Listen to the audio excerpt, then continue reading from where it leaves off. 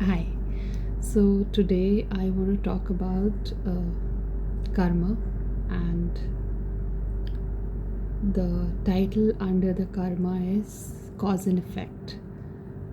We'll talk about cause and effect and how exactly karma is related to or not related to cause and effect.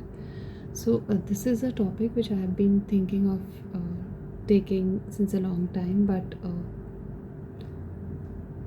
I've been always wondering that, even before we start talking about it, we have to know basics about ourselves so that we can really understand this intense topic, because it's quite deep.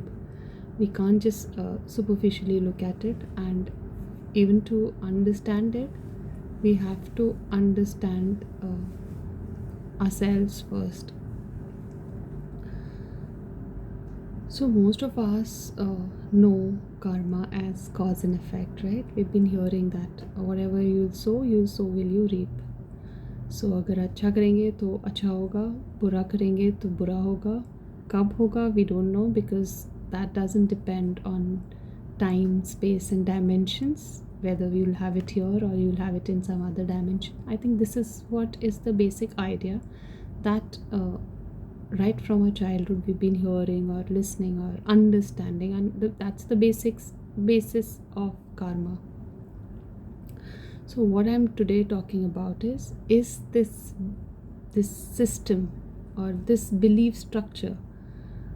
How true is this belief structure, and can this belief structure be questioned? So this video is all about that.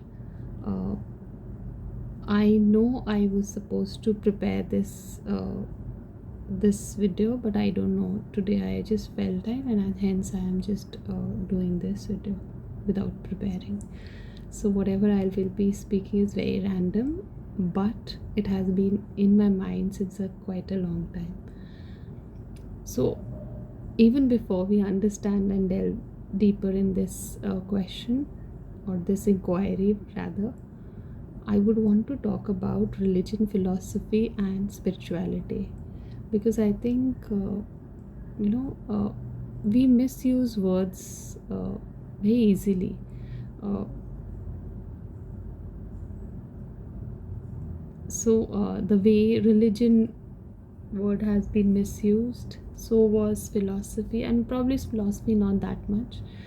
But spirituality is another word which has been misused a lot, and we see so many things happening on the name of spirituality that a lot of people fear spirituality because of what has been taught, what has been happening in the name of spirituality. And the same is for the religion.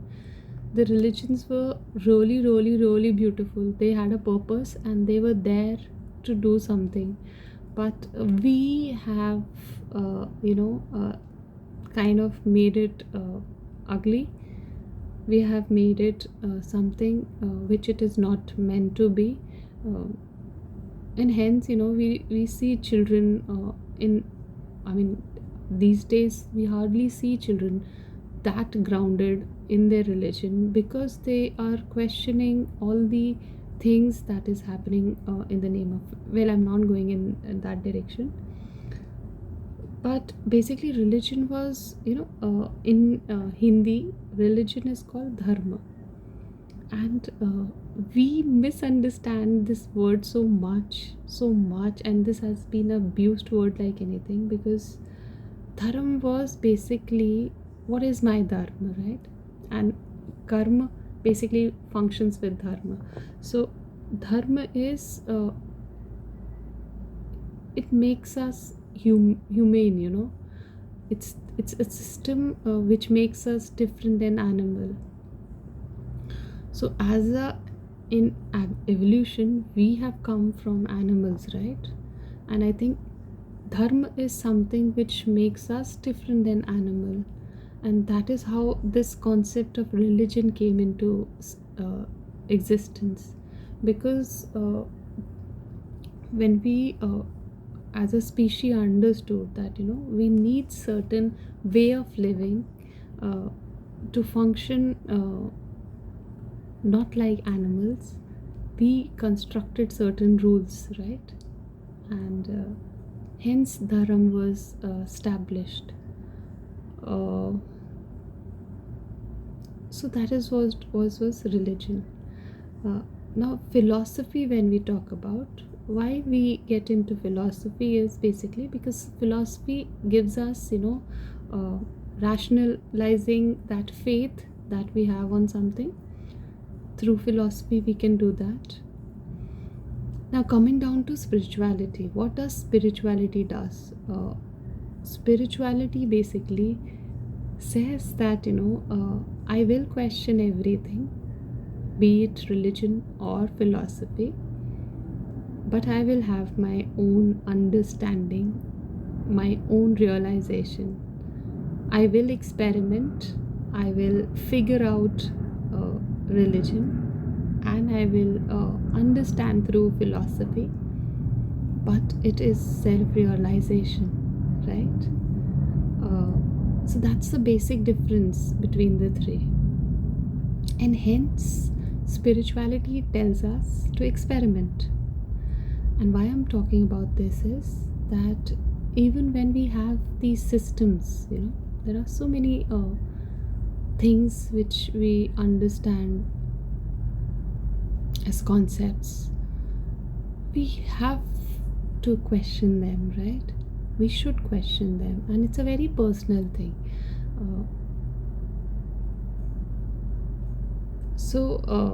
Cause and effect.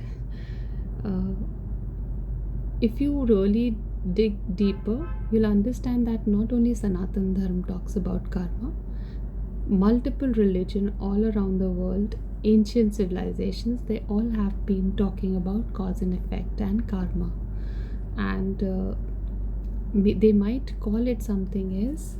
They might call it with different name, but basically they all believed and they all worked on this principle that if you will do good, you will receive goodness. When, that's not fixed, but yes, you will. So let's understand this. I'll give you two examples from Mahabharat, because Mahabharat, these all old stories, which we unfortunately call them mythology, they're very, very deep, and they give us, understanding. So, coming back to the story, if you know that Bhishma Pitama, how he was killed and why he was born as Bhishma, and so if you understand his story, you'll understand how much karma played an importance in not only his birth but even in his death. And nobody could kill him until unless he wanted. So there's an entire story that, when he was young, there was this there were these three princes. He had abducted those three princes for his brother to get married, and one of them told him that, there was entire scene and then the entire story, and then she said that, you can now, nobody's marrying me, so you better marry me. And he said, I can't marry you because I've taken a vow to not never marry. And then she said that, I will make sure that I will be the reason for your death. And call it destiny, call it whatever, because she was supposed to kill him, be a reason for his death. So was Bhishma was supposed to die, because until unless he would have been dead, it would have been very difficult for the Pandavas to win the battle. She became the reason, right? Now she fitted perfectly in the system because she had to be the reason for his death. And so understand it, even if it is karma at an individual level, right? But it was playing something at a larger level. If she would have not taken that vow, and she would have not come, and she would have not taken three births to be what she was, and had been a reason for him to be dead, uh, Mahabharat would have a different result, right? So that's a larger picture, right? That is how we all fit in each other's life perfectly, through this system of karma, right? Now, what I'm talking about is that this and another story is of Draupadi. So Draupadi's father uh, had taken again a vow, and the reason he had these two children, Draupadi and her brother, because he wanted to take revenge, right? And so, the seed of having children, even having a child based on revenge, if something like that, a desire like that, can create an entire, human being, life, and the entire life of Draupadi, we all know story of Draupadi, and we know that, how painful she the kind of life she went through, and not only till the Mahabharat, the Kurukshetra war, but even later, uh, the kind of guilt she took over, something that was from a desire of taking a revenge.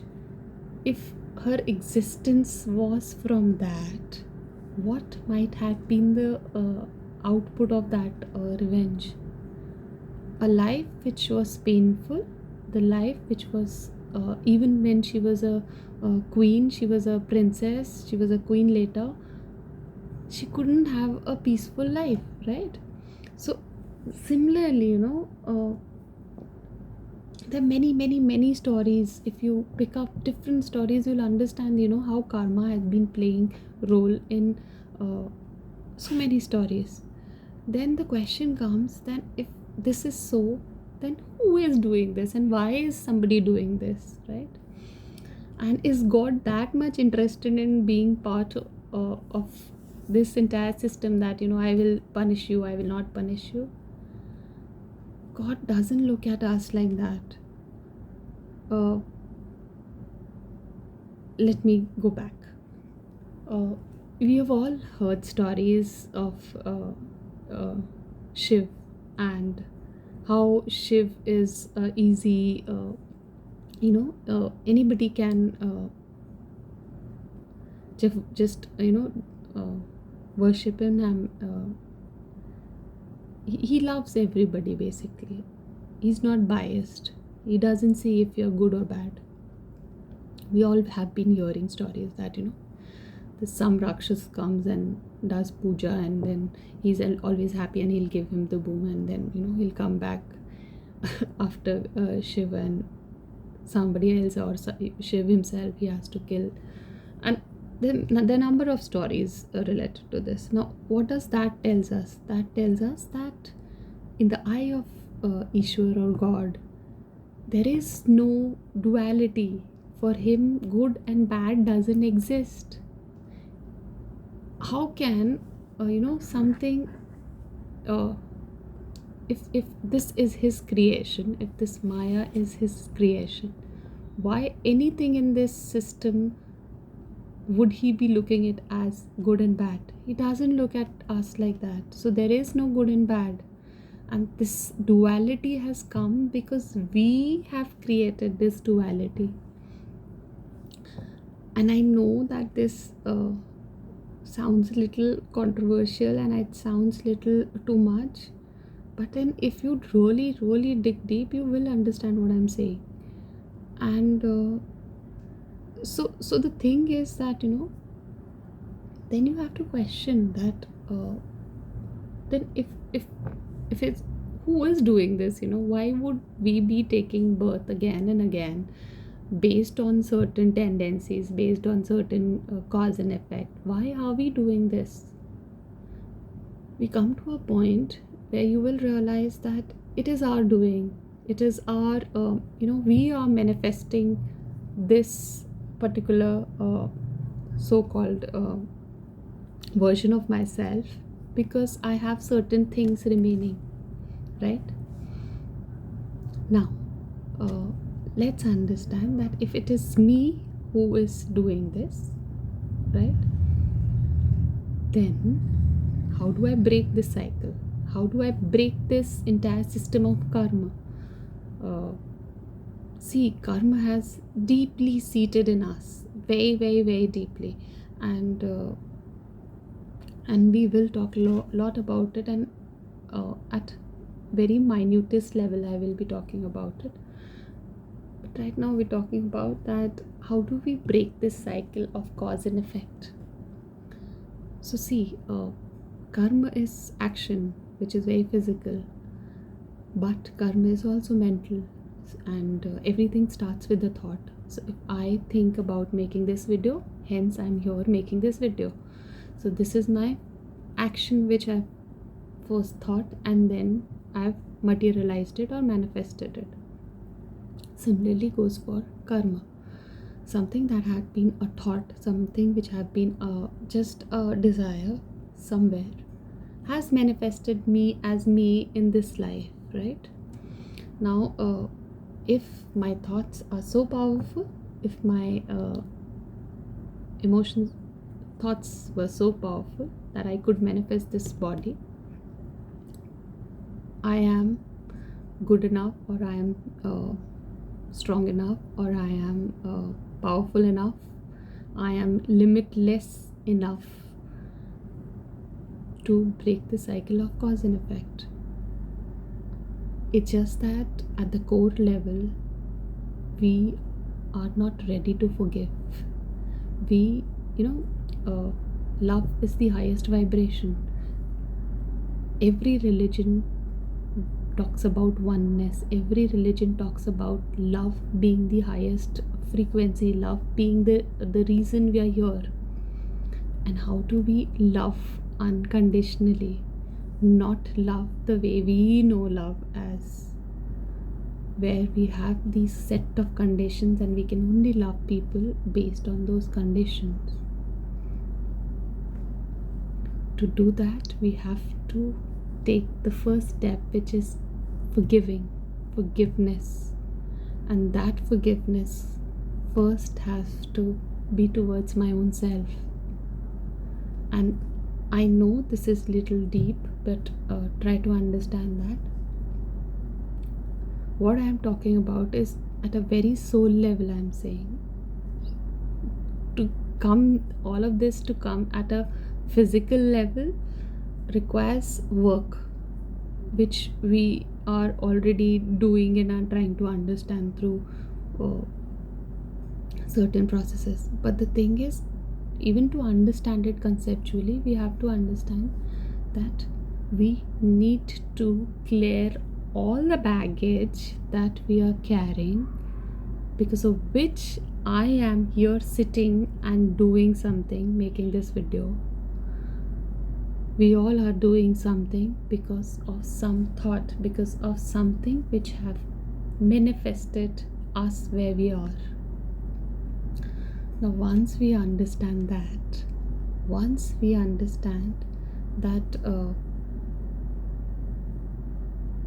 cause and effect doesn't exist, let's understand it this way. We all see children. Some of us have children, and one of the things, I'm sure all of you, even I have done that. So if my daughter doesn't do something or she does something, I would always tell her that, if you'll do this, I will give you a chocolate. In schools, we see that, if you'll do this, you'll get good or you will get bad. If you'll work hard, you'll get money, you'll get studies, you will get this and that. If you don't do this, you'll get this and that, right? Now, these are the small things through which our belief structure of cause and effect is built. And it's not only in this lifespan that this has been built and so strongly seeded in us that so imagine, so many years, so many ages in our DNA structure, this has been part of that, this cause and effect, that now we cannot come out of this understanding that for every cause there will be an effect, right? Now uh, understand it this way: for soul, for not physical yati, say for me at a soul level, my soul understands everything, right? It knows everything. It knows why I'm here, it knows what I'm supposed to do, it knows how I need to get out of this, and our souls are always guiding us, but we don't listen to it, right? No.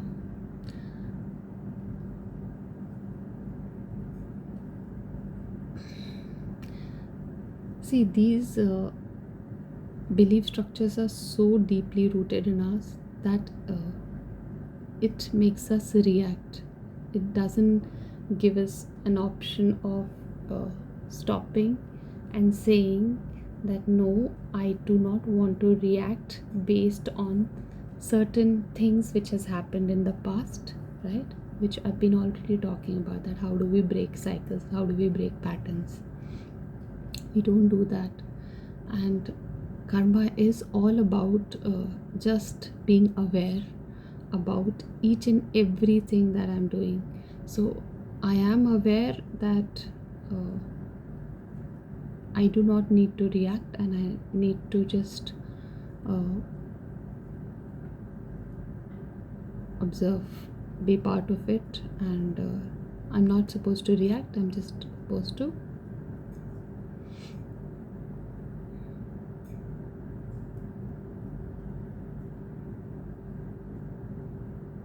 I'm sorry.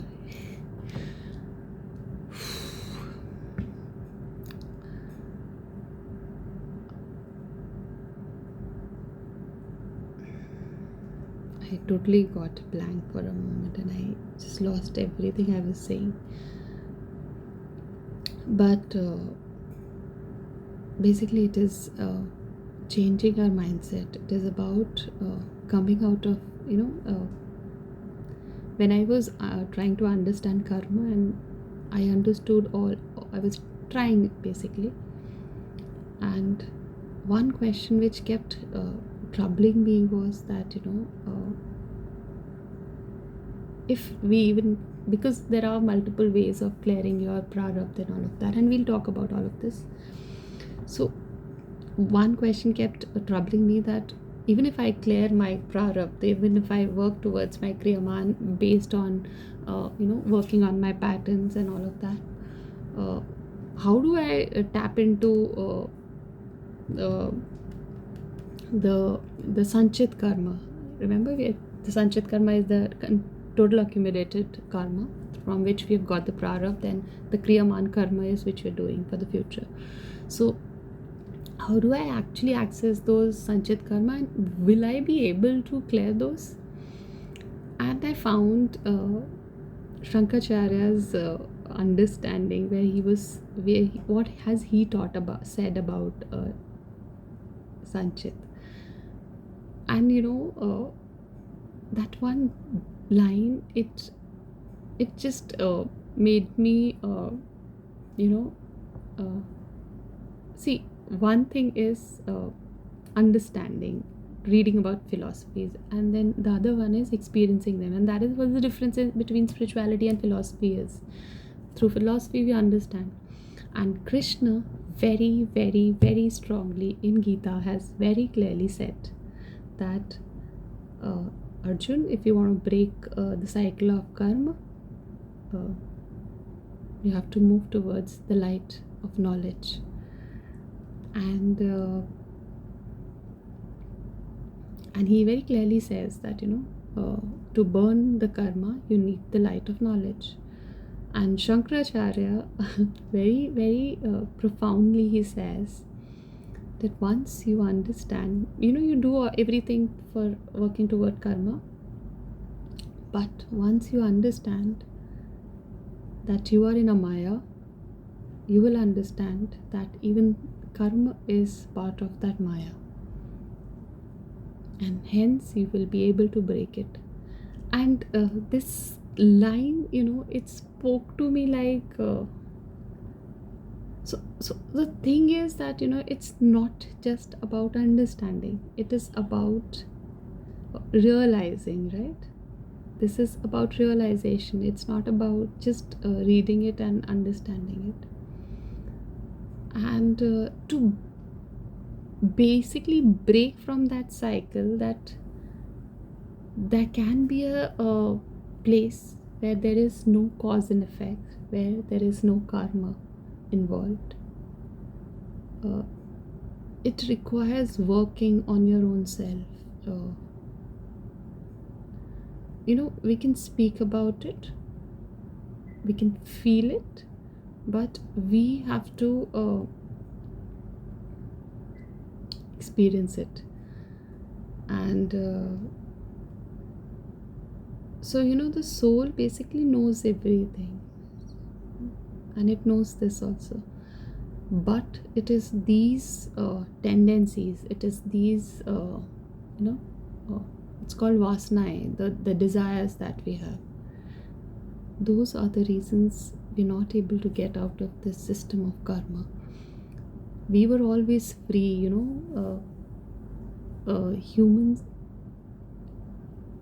we are free beings, we are all about freedom, but we have trapped ourselves in these systems because of a lot of things, lot of social conditioning, lot of biological conditioning, lot of belief structures that we have built around ourselves, and it's very difficult to come out of it, because we don't understand that we are unlimited beings.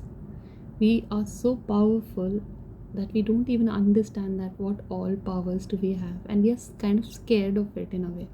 And we will talk about karma as a evolutionary tool, and then we'll understand that how far have we come and how trapped we have become as a part of the system of evolution. So yeah, this is what I was just thinking about cause and effect, and I do not know if I have made sense to a lot of you. But the thing is, what I'm speaking today was just watch it. If you feel resonated, if you feel that I make sense, might be for you. Otherwise, I'm sure you might not have been hearing me at all. So yes, this is what I had for today. We will continue with our Panch Mahabhutas, and why we are doing that, I'll talk about that also. Because one thing is understanding these concepts from the level of mind, one is feeling them through your body,